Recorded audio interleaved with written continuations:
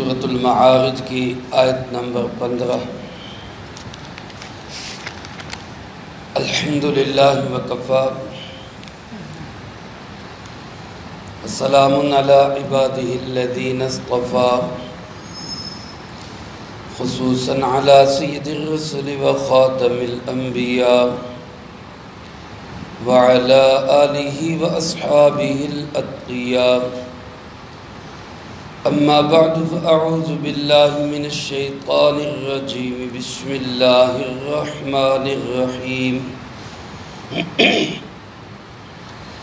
کلا انہا لظی نزاعۃ للشوی تدعو من ادبر وتولی وجمع فأوعى ان الانسان خلق هلوعا اذا مسه الشر جزوعا واذا مسه الخير منوعا۔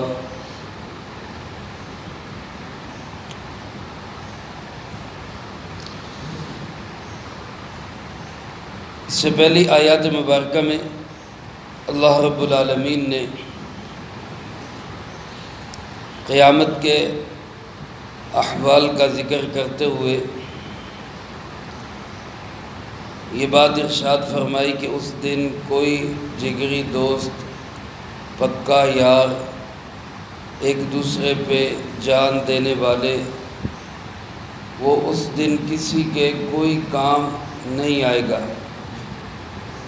بلکہ فرمایا دوست احباب کی بات تو الگ، جو سگے رشتہ دار خون کے رشتے ہوں گے وہ بھی ایک دوسرے سے نہ صرف یہ کہ بھاگیں گے بلکہ یہ تمنا کریں گے اور خواہش کریں گے کہ اگر میرے ان سگے رشتہ داروں کو لے کر ان کو عذاب دے دیا جائے اور مجھے چھوڑ دیا جائے تو وہ یہ سودا کرنے پہ بھی تیار ہو جائے گا۔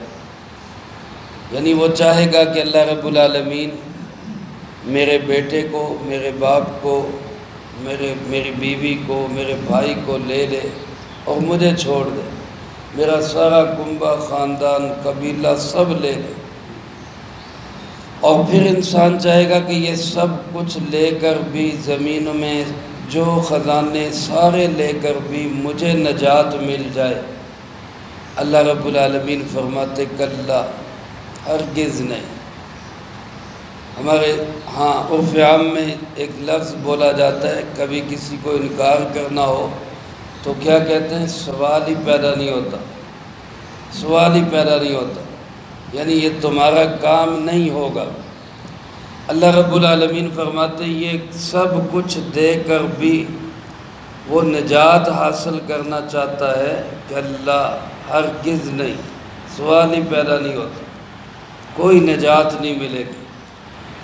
میرے عزیز دوستو، اس انکار کے بعد اللہ پاک نے آگے جہنم کے حالات کو ذکر کیا۔ فرمایا انہا لظی، یہ جہنم کی آگ یہ بڑی سخت آگ ہے۔ لظی کہتے اس آگ کو جس میں صرف شعلہ ہو، دھواں نہ ہو۔ وہ آگ اس دھوئیں والی آگ سے بھی زیادہ شدید اور سخت ہوتی، اور جو جہنم کی آگ ہے وہ تو دنیا کی آگ سے بھی 70 درجے دگنی ہے، کئی گنا تیز ہے، 70 گنا تیز ہے دنیا کی آگ سے۔ فرمایا کہ وہ شعلوں والی آگ ہے، نزاعۃ للشوی، جو کھال کو کھینچ لے گی۔ شوا عربی زبان میں سر کی کھال کو بھی کہتے ہیں، ہاتھوں اور پاؤں کی کھال کو بھی کہتے ہیں۔ اس کو آسان الفاظ میں یوں کہہ لیں کہ وہ چمڑی ادھیڑ کے رکھ دے گی۔ وہ ایسی آگ ہے جو انسان کے سر اور ہاتھ پاؤں کی چمڑی ادھیڑ کے رکھ دے گی۔ دوسری جگہ سورۃ الہمزہ میں اللہ رب العالمین ارشاد فرماتے ہیں التی تطلع علی الافئدہ، وہ آگ ایسی ہے کہ جس کا اثر براہ راست دل پہ پڑتا ہے۔ دنیا میں خدا نخواستہ کسی انسان کو آگ لگے تو پہلے باہر کا جسم جلتا ہے، پھر جا کے کہیں اندر دل کی باری آئے گی۔ لیکن جہنم کی آگ ایسی آگ ہے جو براہ راست پہلے دل کو جلائے گی۔ اللہ رب العالمین ارشاد فرماتے تدعو من ادبر وتولی، یہ آگ بھی بلائے گی، یہ آگ اپنے مستحقین کو دعوت دے گی۔ اور کون مستحق ہوں گے اس کے؟ کن کو بلائے گی؟ فرمایا من ادبر وتولی، جس نے پیٹھ پھیری اور منہ پھیر کے چلا گیا۔ ادبر وتولی کا معنی جس نے اللہ کے احکامات سے منہ موڑا، جناب محمد کریم صلی اللہ علیہ وسلم کی شریعت کو کنڈ دکھائی، یعنی اس سے منہ پھیر لیا کہ مجھے نہیں چاہیے کوئی قرآن، مجھے نہیں چاہیے کوئی شریعت، مجھے اپنی برادری عزیز، مجھے اپنا کنبہ قبیلہ عزیز، اور مجھے جو ہے وہ اپنے رسم و رواج پیارے ہیں، مجھے اللہ اور اس کے رسول صلی اللہ علیہ وسلم کی شریعت کا کوئی احساس نہیں۔ ایسا شخص جو زبانی طور پر یا عملی طور پر قرآن و سنت سے روح گردانی کرے تو یہ جہنم کی آگ اس کو بلائے گی اپنی طرف۔ علماء فرماتے ہیں کہ یہ دعوت دینا، یہ بلانا، یہ حقیقت میں ہوگا، جیسا کہ حدیث مبارکہ میں آتا ہے کہ جہنم کی آگ کو اللہ پاک آنکھیں بھی نصیب فرمائے گا اور اس کو لمبی گردن بھی نصیب فرمائے گا۔ وہ خود اپنے مستحقین کو لمبی گردن کے ذریعے دیکھ کر اٹھا کر لے جائے گی، آنکھوں سے دیکھے گی اور گردن سے اٹھا کے لے جائے گی، گویا وہ خود دعوت دے گی کہ آؤ میرے اندر۔ اور بعض علماء فرماتے ہیں کہ اس کو مجاز پہ معمول کیا ہے، تدعو کا معنی کہ یہ لوگ اس کے مستحق ہوں گے جنہوں نے دین اسلام سے منہ پھیرا۔ اور اللہ پاک فرماتے اور کون مستحق ہوگا؟ فرمایا وَجَمَعَ فَأَوْعَى، جس نے مال کو جمع کیا اور پھر سمیٹ کر رکھا۔ مال کو جمع کرنا اور سمیٹ کر رکھنا یہ کافروں کا شعار ہے۔ مسلمان سب سے پہلے تو جب رزق حلال کی تلاش میں نکلتا ہے، اسباب اختیار کرتا ہے، تو وہ سب سے پہلے اس چیز کو دیکھتا ہے کہ میں کہیں کوئی حرام کمائی نہ کر رہا ہوں، جبکہ کافر کو اس کی کوئی تمیز نہیں ہوتی۔ وہ کہتا ہے حلال آئے، حرام آئے، جائز آئے، ناجائز آئے، کسی کا حق آئے، کسی کا جو ہے مال سمیٹ لوں، میرا مال سرمایہ بڑھنا چاہیے۔ یہ کافر کی سوچ ہے۔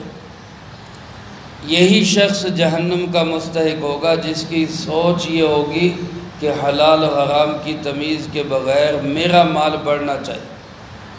حضرت عمر رضی اللہ تعالیٰ عنہ کا دور خلافت تھا، ایک صحابی تھے حضرت سمرہ رضی اللہ تعالیٰ، سین کے ساتھ سمرہ، یہ بازار میں شیرہ بیچا کرتے تھے، انگور کا جو شیرہ ہوتا ہے یہ شیرہ بازار میں بیچتے تھے۔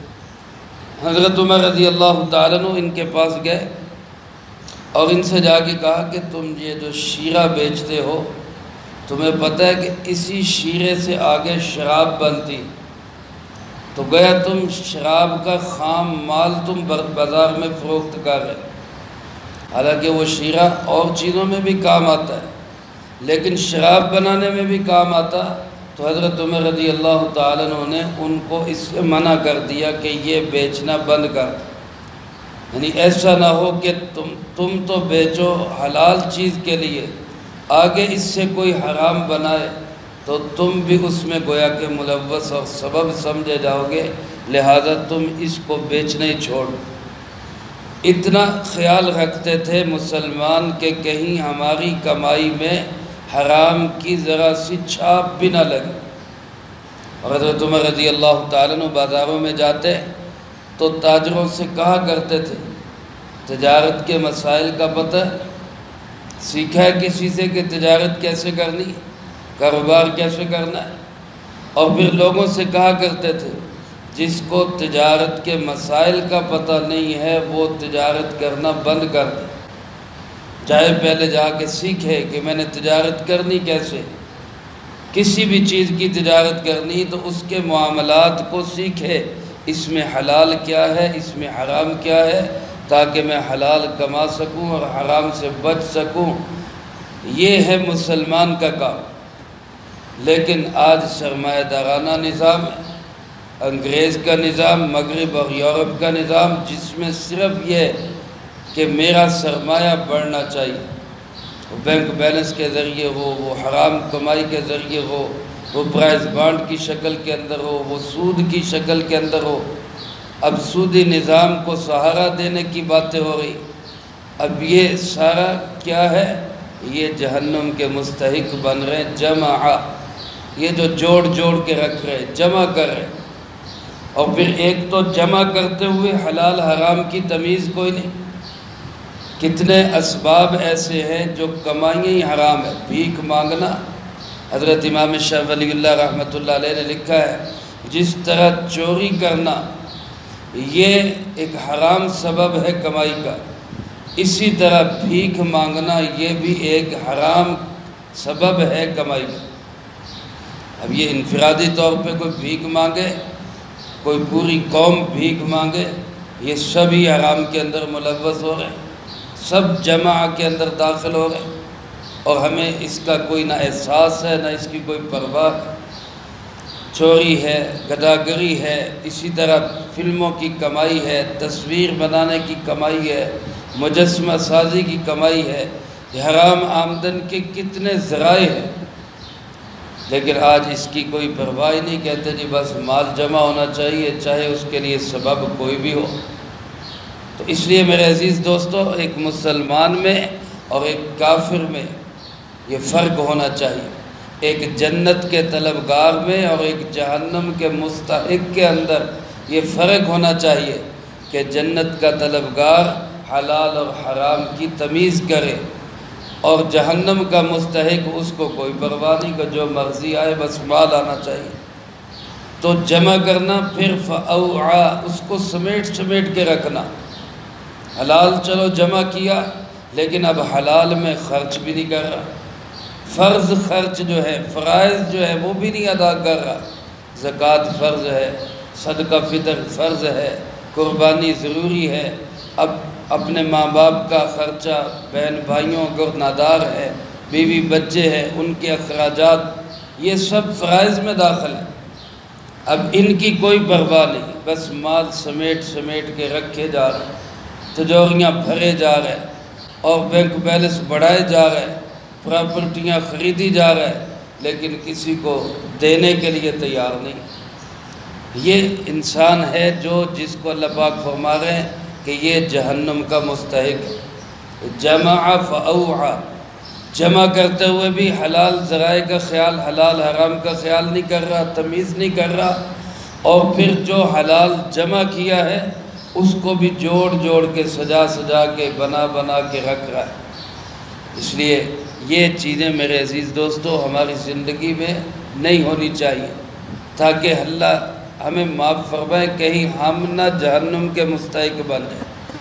اللہ پاک فرماتے ہیں ان الانسان خلق ہلوعا، فرمائے بے شک یہ انسان جو ہے یہ پیدا ہی کیا گیا ہے ہلو۔ ہلو کا معنی علماء نے لالچی بھی لکھا ہے، ہلو کا معنی بخیل بھی لکھا ہے، ہلو کا معنی جی کا کچا، کم ہمت، ہارا ہوا بھی لکھا ہے۔ یہ سارے ہلو کے معنی۔ کم ہمت کیسے ہے، جی کا کچا کیسے ہے؟ فرمایا اذا مسہ الشر جزوعا، جب اس انسان کو کوئی تکلیف پہنچتی ہے، کوئی پریشانی آ گئی، بیماری آ گئی، مقدمہ آ گیا، مسائل میں الجھ گیا، تو جزوعا، یہ جزا فضا کرنے لگ جاتا ہے، شکوے شکایتیں، یہ بے صبری کا مظاہرہ کرنے لگ جاتا ہے، یہ اللہ رب العالمین کی ناشکری کرنے لگ جاتا ہے۔ اور وَإِذَا مَسَّهُ الْخَيْرُ، جب اس کو خیر پہنچتی ہے، اللہ پاک خوشحال کر دیتا ہے، صحت مل جاتی ہے، تونگری مل جاتی ہے، تو پھر منوعہ، پھر اس پہ اللہ کی دی ہوئی چیزوں پہ سانپ بن کے بیٹھ جاتا ہے، روک لیتا ہے۔ یہ انسان کی جبلت اور فطرت ہے۔ اللہ پاک فرماتے ہیں یہ ایسے ہی حریص، لالچی، بخیل اور جی کا کچا اور کم ہمت پیدا کیا گیا۔ میرے دوستو، اللہ پاک نے تو انسان کے اندر اچھی صفات بھی رکھی، بری صفات بھی رکھی۔ کوئی یہ نہ کہے کہ جب انسان پیدا ہی ایسے کیا گیا ہے تو پھر انسان کا قصور کیا ہے۔ اس کو سمجھانے کے لیے ایک مثال کے طور پہ عرض کر دیتا ہوں، اللہ پاک کمی بیشی معاف فرمائے۔ جیسے ایک موبائل ہے، اب اس موبائل کے اندر ہر طرح کا فنکشن ہے۔ آپ اس کو اچھا بھی استعمال کر سکتے ہیں، اس کو غلط بھی استعمال کر سکتے ہیں۔ اب یہ انسان کے ہاتھ کے اندر ہے کہ وہ اس کا کیسا استعمال کرتا ہے۔ صحیح استعمال کرے گا تو یہی اس کے لیے فائدہ مند بنے گا، غلط استعمال کرے گا تو یہی اس کے لیے گلے کا پھندا بن جائے گا۔ اب انسان کی مشینری بھی ایسے ہی ہے، اللہ تعالیٰ نے اس کے اندر اچھی صفات بھی رکھی، یہ سخی بھی ہے، یہ بہادر بھی ہے، یہ اللہ کا شکر ادا کرنے والا بھی ہے، یہ صبر کرنے والا بھی ہے، یہ اچھی صفات بھی ساری اس کے اندر۔ اور اسی طرح اللہ نے اس کے اندر یہ فنکشن بھی رکھے ہیں، یہ بے صبری کا مظاہرہ کرے، یہ کنجوسی کا مظاہرہ کرے، یہ بزدلی کا مظاہرہ کرے، یہ کم ہمتی کا مظاہرہ کرے، یہ بھی اس کے اندر کوالٹیاں رکھیں۔ لیکن فرمایا کہ انسان عمومی طور پر اکثریت انسانوں کی ایسی ہے کہ جو اچھی صفات کی بجائے بری صفات کی طرف جاتا ہے، سخاوت کی بجائے کنجوسی کی طرف جائے گا، بہادری کی بجائے بزدلی کی طرف جائے گا، ہمت کی بجائے کم ہمتی کی طرف جائے گا۔ انسان کی جبلت اور خصلت میں تو اللہ نے ہر طرح کے فنکشن رکھے ہیں، لیکن یہ عموماً اپنا استعمال غلط ہی کرتا ہے۔ اس غلط استعمال سے بچتے کون لوگ ہیں؟